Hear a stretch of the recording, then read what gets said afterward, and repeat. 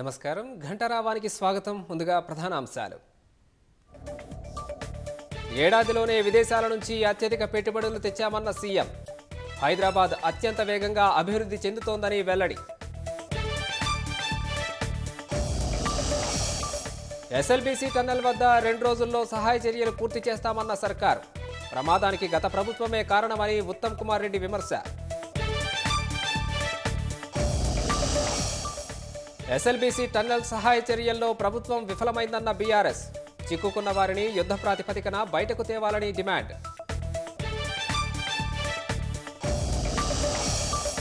Engineering వృత్తి విద్యా కోర్సుల్లో ప్రవేశాల్లో సవరణలు చేసిన సర్కారు. 15% సీట్లకు ఏపీ విద్యార్థులు పోటీ పడే అవకాశం తొలగింపు.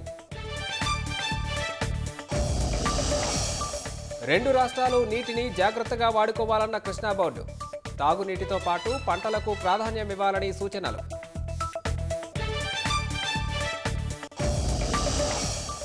రాష్ట్రంలో ప్రశాంతంగా ముగిసిన ఎమ్మెల్సీ ఎన్నికల పోలింగ్. లెక్కింపు కోసం అన్ని ఏర్పాట్లు చేశామన్న సీఈసీ సుదర్శన్ రెడ్డి.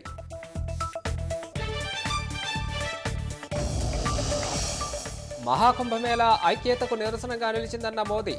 భక్తులెవరైనా అసౌకర్యానికి గురైతే క్షమించాలని వినతి.